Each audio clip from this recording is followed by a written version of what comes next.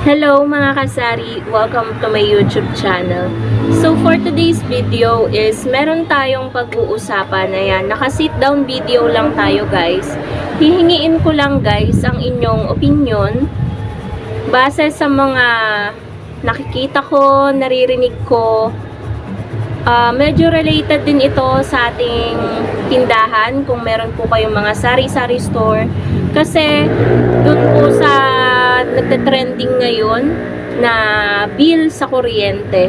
Kaya yung ibang mga sari-sari store owner po ay talagang nagtaas presyo or magtataas pa lang sa bentahan nila ng mga inumin sa kanilang rep. Dahil nga yung sa taas singil ng Meralco, so sobrang taas ng siningil.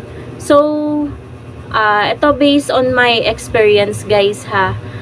Dito sa amin, wala namang sa Meralco bill namin.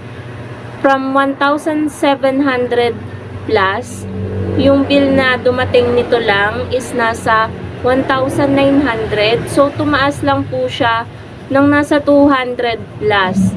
Hindi siya katulad nung mga nakikita natin online na napaka-OA ng itinaas na sobrang laki talaga. Hindi mo malaman kung nakonsumo ba talaga nila yon dahil sa init ng panahon or talagang may anomalyang nangyayari or nangyari. So, I don't have the rights na kung anong magsabihin dito, kung anong sabihin ganto ganyan. So, dun tayo sa mas related sa business natin, yun ngang taas presyo ng ibang sari-sari store owners sa kanilang mga panindang inumin sa rep. So, may tao lang guys na dumaan, kaya medyo huminto ako ng konti.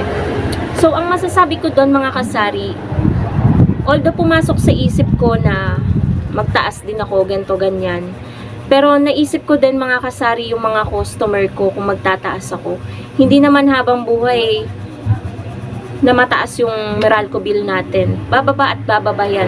Lalo na kapag hindi na ganito kainit, bababa panigurado yung bill natin sa kuryente. So, ako, base sa aking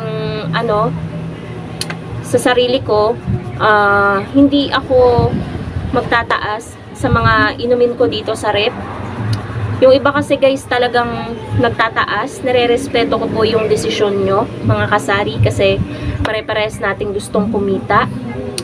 Pero para sa akin po kasi ayoko nang magtataas ako tapos bibili si customer tapos kapag naisipan kong magbaba, magtataka si customer ba't naman bumaba ulit. Yung paiba-iba ng presyo. Mahirap kasi yun guys kung ano yung tatatak sa utak ng mga customer natin. Yun na yun. Pero kung pabago-bago tayo ng pagpepresyo, parang ang gulo nating magpresyo. Diba? Sasabihin nung mga bibili sa atin, ano ba yun nung nakaraan? 25 ngayon, 22 na ulit. Parang ganun guys, magtataka sila sa presyo. Kaya hindi ako basta-basta po nagtataas dito ng mga bilihin ko. Kapag kailangan na talaga magtaas, lalo guys ngayon sa mga delata, ang laki ng itinaas ng ibang delata, doon po talaga ako nagtataas. Kapag kailangan na po. Pero kapag may tubo pa naman at hindi naman masyadong mababa yung tubo natin, okay pa yun. So ganun guys yung inaano ko. So maraming mga yun nga about sa Meralco bill, ganyan, madaming mga nagagalit sa mga 4-piece member. Kahit ako naman guys, nagtataka din ako sa singil ng Meralco. Yung may mga words doon, na mga computation na hindi natin maintindihan, kung saan napupunta, ganyan. So, tayo kasi mga kasari, bilang mamamayang Pilipino, parang hawak tayo sa leeg ng gobyerno.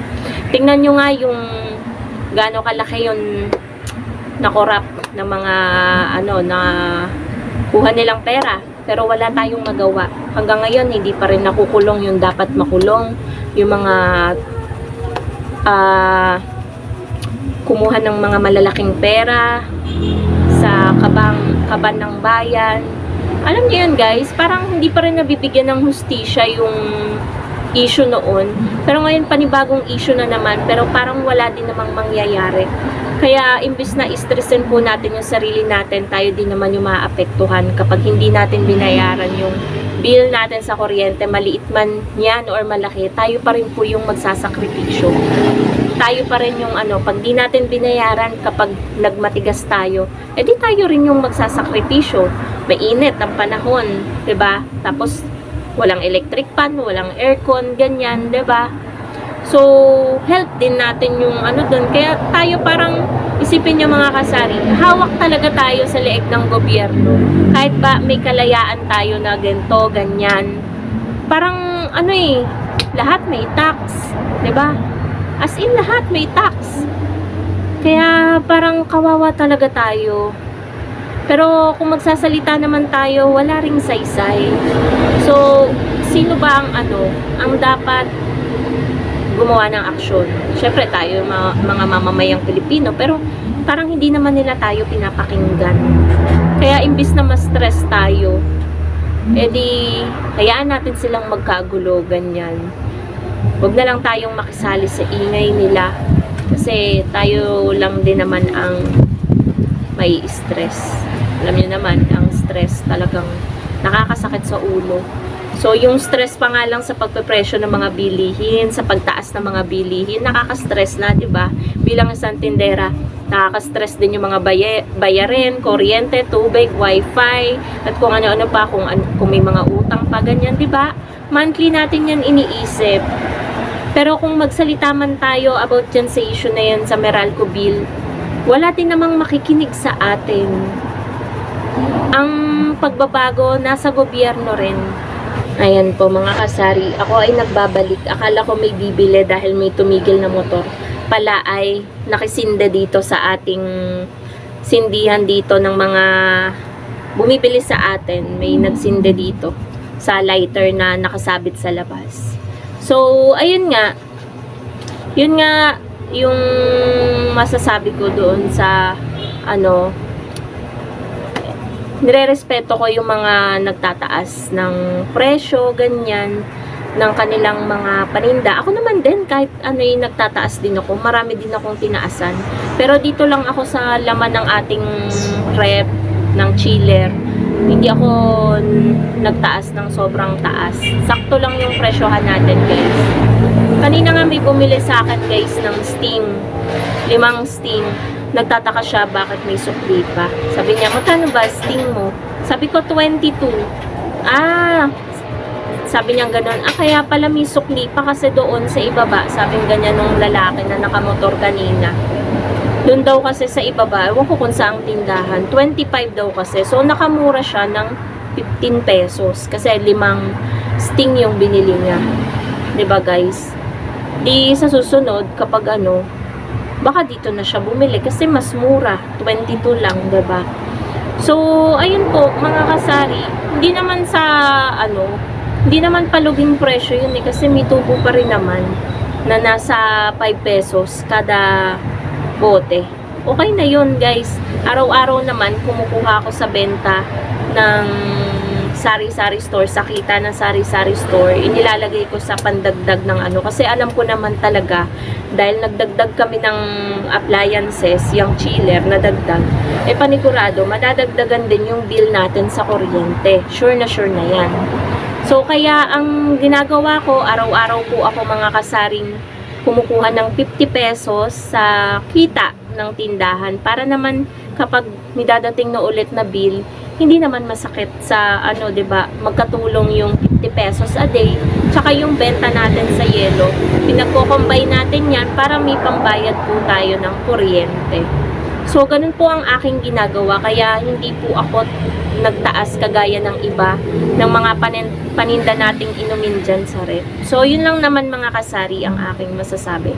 Hindi ako against sa mga kapwa ko sari-sari store owner na talagang nagpatong ng panibagong presyo sa kanilang mga panindang inumin sa rep. Kasi nire-respeto ko ang kapwa ko sari-sari store owner kasi pare-pares kaming gusto naming kumita. Talaga lang na kanya-kanya kaming diskarte kung paano kikita. So yun lang po mga kasari ang ating vlog for today. Labor Day po ngayon. So holiday. Bukas pa rin po ang ating sari-sari store. Yung ibang tindahan dito na nandyan sa labas ay sarado. Kaya medyo okay yung sales natin ngayon. Buti na lang hindi ako nagsara ngayon. So, dapat kasi may lakad ako, guys. Pero si partner na lang yung umalis. Hindi ako sumama. Kaya mapapansin nyo, wala yung... Namelo po kayo? Wala. Ubos na. Kaya kung mapapansin nyo, wala yung motor dyan sa likod kasi wala, umalis. Nasa Lipa, Batangas, nag-aanak sa Binyag. Eh ako guys, nakabili na ako ng bagong sandals, bagong pantalon, pang itaas. Kasi nga, last 3 weeks ago pa yun nakaplano na dapat sasama ako. Pero hindi natuloy sa sobrang daming reason. Pero hindi naman ako masyadong nagsisisi guys na hindi ako sumama. So yun lang guys. Bye!